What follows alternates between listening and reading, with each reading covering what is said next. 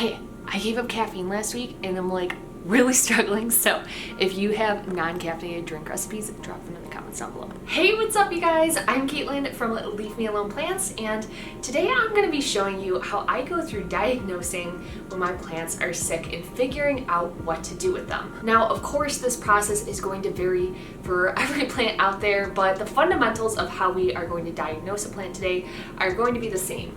Unfortunately, today we are diagnosing my adorable little Pilea Peperomioides over here. I went on vacation a couple weeks ago, and unfortunately, a lot of my plants when I came back were really just not in their greatest state of health. This guy particularly has really been suffering. He has been dropping leaves like non-stop, so we are gonna dive in with going about how to diagnose him today. So please stay tuned and I will give you my tips now.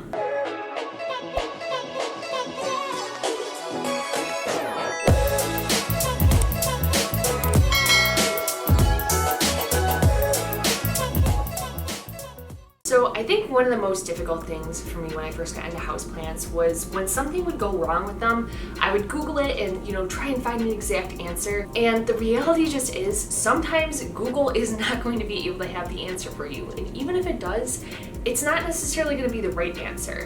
In different conditions and in different plants, similar types of things such as yellow leaves or browning leaves or dropping leaves can all present in that plant, and they can mean completely different things based on the plant itself or the habitat that you have it in. So with that in mind, you're really going to want to do a very thorough investigation and think back to the events that have led up to your plant not looking its greatest. Now, for any of those of you who are in the healthcare industry out there, many moons ago, I actually had gotten an EMT license, and what I can say diagnosing plants is really similar to is actually doing an initial patient assessment. So if you're familiar with that, you might kind of pick up on some similarities between the two, and maybe it will help you along the way. So looking at this guy, like I said, we have these leaves, they're falling off, they're kind of, just feeling super flat and squishy, and maybe brown spots are just not feeling good. So, when I'm thinking about this plant, the first thing I want to do is think about, does it have a past medical history, I guess we'll call it.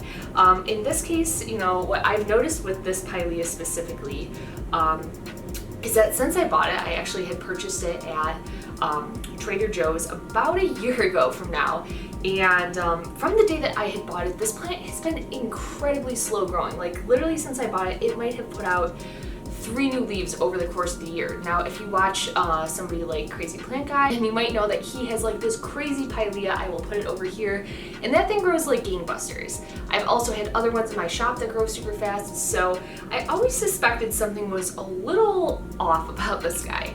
Now, I've had this guy in the same pot in the same exact position ever since I've gotten him, so that tells me that it doesn't have anything specifically to do with the pot likely, and it also doesn't specifically have anything to do with the lighting. So as I had mentioned, I did go out of town for a couple weeks, and right before I went out of town, I did a heavy watering on all my plants to make sure that they would have enough water to get them through while I was gone. In addition to doing that heavy watering, I also did a fertilizing right before then. So a couple things that are running through my mind already that could be going on with this guy: potentially root rot, potentially over fertilizing. I think these brown spots on the leaves, like I said, we know it's not a matter of it getting too much light, so potentially over fertilization could be a factor at play here. But additionally, one more thing that I am considering is that in the fact that it has always been such a slow grower, perhaps something to do with the roots itself or the growing medium just wasn't quite right. So since we have a lot of factors at play here and we're not really sure which one it could be, the next best thing I always recommend to do in this scenario is pull the plant out of the soil and check out the roots. So since I can't necessarily face the desk while I do this, I have my handy dandy little bowl from the Dollar Tree. Highly recommend if you're looking for bowls to kind of move plants around and pot them up and just hold soil. These are fantastic. So with that said, let's just pull this little guy out. Now I'm going to try and be pretty delicate with him because, like I said, he is not in the greatest shape, and it looks like we might lose a couple more of these leaves in the process. They really just are like almost completely snapping off when I get them. So we're gonna try and just knock some of this dirt off the soil, and hopefully that will allow us to kind of analyze what these roots look like, and hopefully it will give us a little better of an idea of what is going on with this poor little guy. Okay, so right away I'm noticing that the roots on these guys are super fragile. Now typically this variety of plant does have a little bit of a more fragile root system, so it's not completely surprising, but they're just so brittle that almost right away they're just snapping right off. So it does seem like these guys could have reached a point of critical dryness where they just dried out too much and those roots almost died back. From the roots that I am seeing, they don't look, you know, like rotten or black or anything like that. So I don't believe that root rot is at play here. Additionally, another thing that could have happened, again, like we had mentioned before, was this guy got over fertilized and had burned the root system. So those are kind of my two main prospects right now. Additionally, when we're, you know, we're seeing that these roots are kind of hanging down at the bottom. We got some of those freed up, but this main root ball, it's super dense, it's super compact. One additional thing that may be causing problems right now is almost these roots are getting choked out. So we're gonna try and get some of this extra soil off of here. Not sure if you saw that, literally soil is just spraying everywhere right now. And when you have soil around your roots that is really super compact like this, you do just want to be delicate. You don't want to get too aggressive and go in there and start ripping out roots. So, you know, just take your time and just slowly chip away at that soil. Okay, so 20,000 eternities later, here is what we are left with. As you can see, we did have quite a bit of those roots fall off. They had just really been completely dead at this point. But you know, what we are left with is, it's not too bad. It's a pretty solid root system for the size of this teeny tiny little plant that we have left here. One golden lining to this whole situation, I'm not sure if you'll be able to see them, but we do have some new leaves that are coming in at the top. They do look healthy, so that is reassuring me that this plant is not completely dead. It will likely make a full recovery, but what I want to do right now is, give me 1 second, I'm going to dump out all this soil. I am going to get some new soil, and we will be right back to repot this guy up. Okay, we're back. So I have my pot. It is all emptied out of that old soil in case there was just any residual weirdness going on in there, if there was too much fertilizer, if there was some kind of like microbiome that I was not aware of in there. It's gone, so we are going to get a completely fresh new slate. This pot is a lot deeper than it actually looks, so I'm just going to drop this in here and kind of see where that puts us. I do just want to fill the bottom of this pot with a little bit of soil first before we drop this guy in there, and then we'll kind of just fill in around him.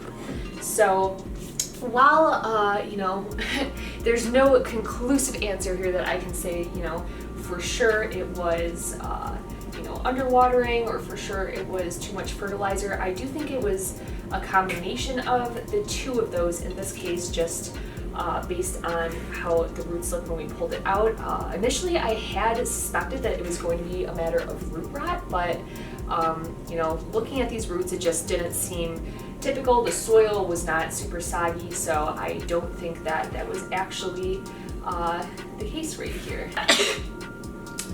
Repotting plants always makes me sneeze. I hope my boyfriend doesn't come in here to see the mess that we have made. Okay, so here is our final product.